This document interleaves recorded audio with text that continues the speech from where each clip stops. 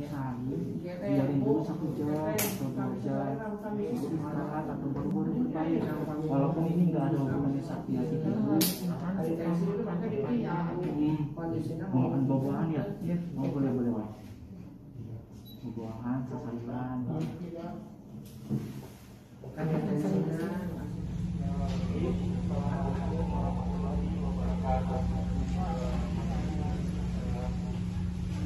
Sebelumnya, Bapak-bapak, perkenalkan nama saya Bakri, dokter muda di sini. Mungkin mohon izin, minta waktunya bentar. Izin untuk mengedukasi, memberikan sedikit pengetahuan atau mungkin mengingatkan kembali ya tentang coronavirus disease ya yang sedang mewabah di negara kita dan seluruh dunia. Mungkin langsung mulai aja ya, ibu bapak di situ ada kasih lembaran tadi ya, mungkin bisa dibaca di coronavirus ya atau disingkat dengan COVID-19. Kenapa namanya COVID-19? Karena kejadian ini dia mulai muncul pada tahun 2019 ya, adalah penyakit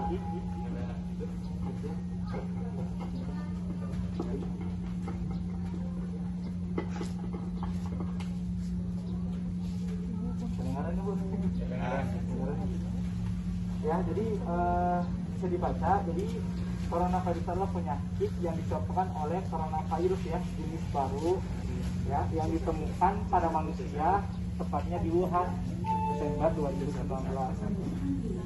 Kayaknya ya sambil berjalan aja, sambil jalan nanti dilihat aja ya, dari mungkin bapak udah tahu dari gejalanya karena utamanya ini virus ini masuknya lewat udara, masuknya lewat hidung. Pastinya gejalanya itu mulai ada sakit tenggorokan ya, ada batuk, ada sesak, dan juga pasti karena ini infeksi pastinya ada gejala demam. Terus juga nanti ibu-ibu nonton lagi di berita banyak gejala-gejala yang muncul. Karena kenapa? Karena ya tahu sendiri, karena coronavirus ini baru, kemungkinan gejala-gejala yang bisa muncul seperti gejala baru seperti sakit perut ya, terus juga ada sekarang diare, dan ada juga gejala yang lagi ini viral nih, delirium ya, atau cemas, kayak gejala cemas kayak gitu, nanti ibu bisa lihat lagi ya. Terus juga ada juga ternyata gejala yang ke kulit yang ruam, bercak merah ya, itu juga. Terus nah karena virus mau ada vaksinnya, tapi insya Allah nanti ya semoga kita berharap di tahun 2000 depan ya vaksinnya sudah ada ya. Nah, untuk bagaimana pencegahannya? Sebenarnya pencegahannya ya jaga jarak ya, karena penyebaran utama dari virus ini adalah lewat percikan. Jadi kita berbicara, percikan liur itu akan menyebar kemana-mana, dan kata juga penyebarannya juga katanya lewat airborne, lewat udara.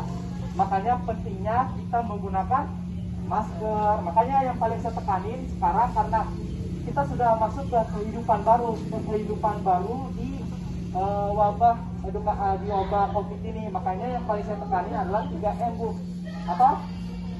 Pakai masker, menjaga jarak, dan mencuci tangan. Kalau menjaga jarak, atuh ke pasar, terus ke sini, boleh aja. Tapi saya titip ke ibu-ibu, bapak-bapak, kalau misalnya ke kerumunan atau ke tempat untuk beli belanjaan, optimalkan atau usahain hindari dulu kayak bercakap ya, bercerita sama ini ya, hindari gitu. Terus untuk yang selanjutnya, memakai masker, mungkin bagaimana cara memakai masker, mungkin bisa dilihat ya lembar-lembar setelahnya itu. Memakai masker yang paling penting adalah maskernya masker kain ya, tidak perlu maskernya masker bedah yang 95 ya. Yang penting maskernya itu bisa dicuci, setelah dipakai dicuci ya. Terus juga mencuci tangan ya, mencuci tangan itu juga termasuk sebenarnya utama pencegahan dari COVID-19 ini ya. Ibu-ibu udah tahu belum yang 6 langkah ya, 6 langkah cuci tangan ya. Yang pertama mungkin bisa lihat tangan saya, jadi ketika ada air mengalir pakai sabun Lalu sabun itu di telapak tangan terus digosok-gosok. 1, ya. Terus 2, terus 3, 4, 5, 6, ya. Kebayang Bu, nanti boleh lihat di video ya di YouTube gitu ya, untuk lebih jelasnya gini ya. Oke. Terus juga paling mau tekanin tentang vaksin ya. Ya semoga kita berharap saja di tahun 2021 vaksinnya ini udah keluar ya Bu. Dimana vaksin itu sebenarnya bisa mencegah penyebaran dan penularan dari COVID-19 ini. So, dari mungkin sekian dari edukasi saya. Dari ibu-ibu atau bapak mungkin ada yang ingin bertanya, boleh? Mungkin saya buka pertanyaan, mungkin ada yang ingin bertanya.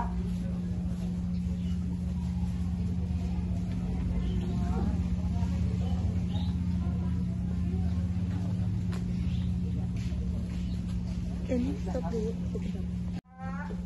Seluas-luasnya tentang corona. Iya, tentang corona ya. Atau mungkin tadi yang langkah-langkah cuci tangan kalau belum tahu, atau mungkin ada yang mau praktekin di depan boleh. Bisa kasih harga. Ayo Bapak. Ya, jangan lupa ya. Mana Bu? Bersin-bersin tapi nggak demam. Ya. Kalau misalkan ada yang bersin-bersin tapi nggak demam. Kalau bersin-bersin tapi tidak demam.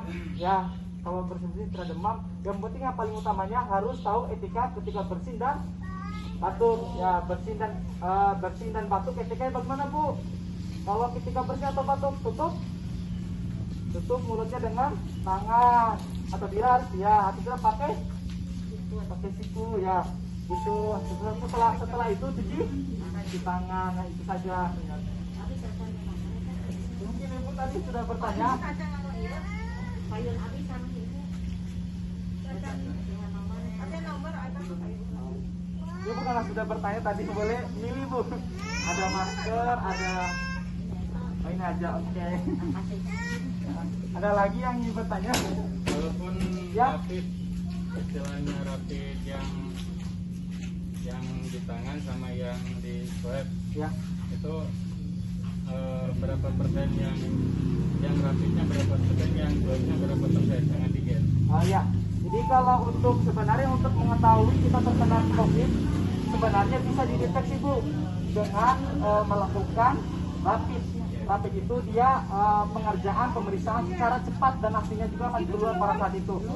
Nah, kalau rapid itu bisa dengan cek antibody Pak.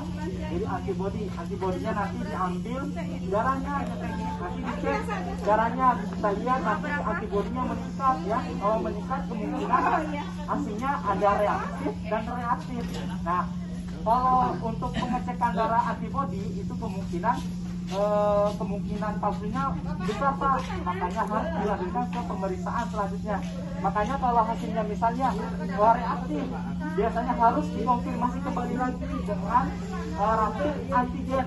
Antigen itu berarti langsung swab ini Pak, swab melihat perjalanan apakah coronavirus itu udah masuk ke lubang hidung. Nanti dicek lewat hidung. Nah, nanti hasilnya positif, negatif gitu. Kalau misalnya ternyata hasilnya masih positif, ya nanti dilanjutkan ke PCR. Ya, PCR itu yang udah langsung yang tepat mendiagnosanya apakah dia COVID atau tidak. Gitu. Kalau misalnya kita rapid antibody atau rapid ambil darah ternyata reaktif, nah bisa dikonfirmasi kembali dengan antigen yang swab antigen. Kalau misalnya hasilnya negatif, ya mungkin alhamdulillah mungkin ya tidak berlanjut, mungkin ke COVID mungkin gitu. Mungkin apakah menjawab Pak? Alhamdulillah. Alhamdulillah Pak. Iya, ini Pak. Sudah bertanya. Iya. Mungkin itu saja Pak, Ibu ya. Semoga yang lagi berobat, yang lagi dalam keadaan sakit ya, semoga diberikan kesehatan ya. Amin, amin ya rabbal alamin. Terima kasih Bu atas perhatiannya dan Bapak Ibu ya. Saya pamit. Assalamualaikum warahmatullahi wabarakatuh.